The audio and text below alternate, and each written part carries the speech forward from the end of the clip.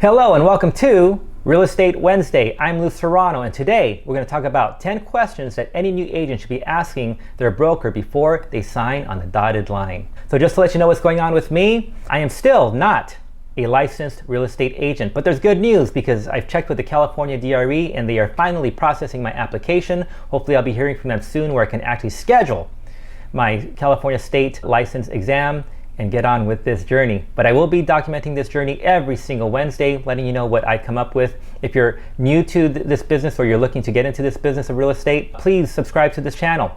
Hopefully these videos will be inspirational and motivational to you. And if you like the videos, please like the video. It will help with the algorithms and hopefully help me grow this channel. I've discovered that as I've interviewed these different brokers, that not everybody is forthcoming with information. I don't know why that is, but it's true. So I wanted to give you a list of questions that you should be asking your broker before you actually sign on.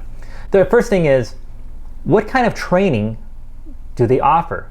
Because every broker is going to offer different forms of training. Some of them offer a ton of training and others offer very little.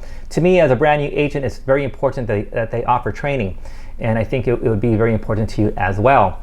So what kind of training and what does that training entail? Ask. Don't just assume that they're going to give you training. Secondly, do they have a mentorship program? Some of them do, some of them don't, but I think having somebody looking over your shoulder, making sure that you're doing everything correctly and everything smoothly, I think that's very important as a new agent to make sure that you're growing your business correctly. So do they offer a mentorship program? Thirdly, what is the commission split? So what is the commission split? For those of you who don't know, when you get your commission from selling real estate, you don't get 100% of the commission. You're going to have to split it with your broker. And some brokers, they offer a 50-50 split, others offer a 70-30 split, others offer an 80-20 or a 90-10, but there's always something attached to that commission split. So what is a commission split? I've been talking to different Keller Williams brokers because I'm 99.9% that I'm going to go with Keller Williams Realty, and for a number of reasons. But their commission is 70-30, which means that 70% of that commission comes to me and 30% goes to the broker. So ask, what is that commission? What is the commission split? Is there a cap with that commission? Because some people who offer really high commissions, they will usually take that commission split off of every transaction that you do. So even if you're selling 100 homes a year, they're going to take that commission off of every single transaction. Others will have a cap. For instance, Keller Williams, they have a cap.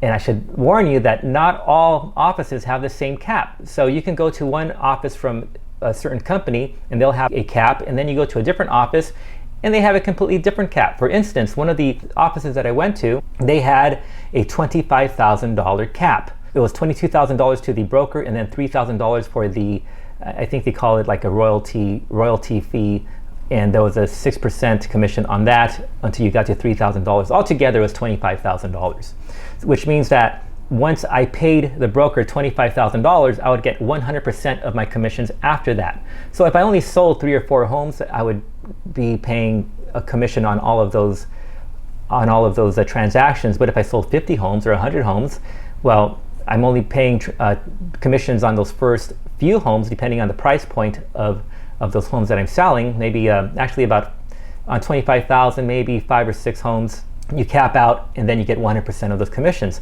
But I went to another Keller Williams broker and their cap was $15,000, $10,000 less. That included the royalty fee. $15,000 less, which means that I could only sell 3 or 4 homes, cap out. I paid 100% of that cap, and now after that, every home that I sell, I would get 100% of that commission. Pretty good deal. So you want to ask, what is the cap? You then want to ask if there's any monthly fees. And the fees can range from anywhere from $35 a month to $150 a month. So what are the fees and what does that include?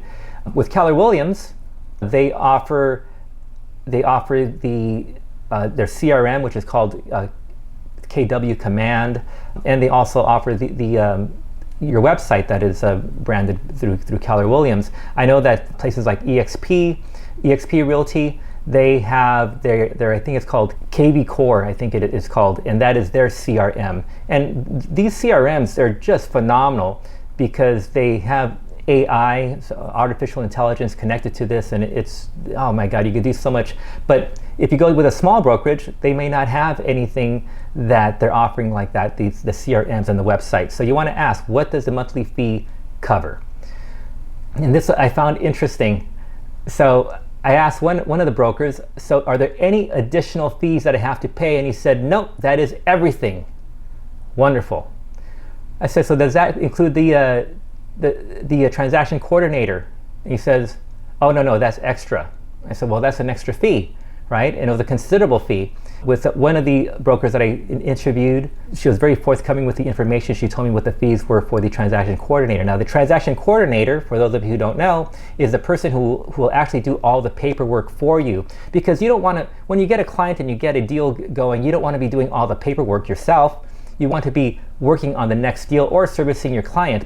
The paperwork, I'd rather pay, it could be a few $100s for that person to take care of the paperwork and make sure that all the paperwork is done correctly. So is there a transaction coordinator fee? See what they say to that. Also, if they don't bring it up, ask about their E&O insurance, their errors and omissions insurance.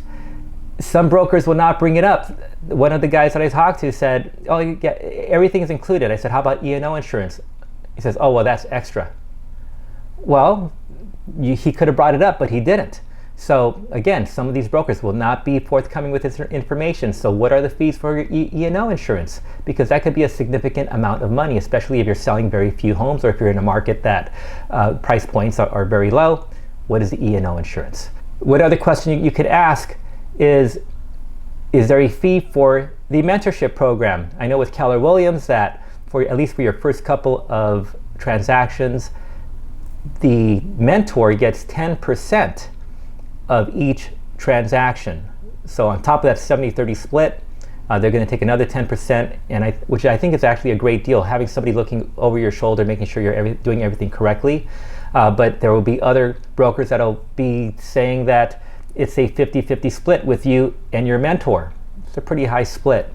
But at a 10% split, I think it's pretty good. So you want to ask, is there a fee for the mentor? That's about it. Very important questions. If you have any questions for me, please put them in the comments section. I'll be happy to answer all those questions.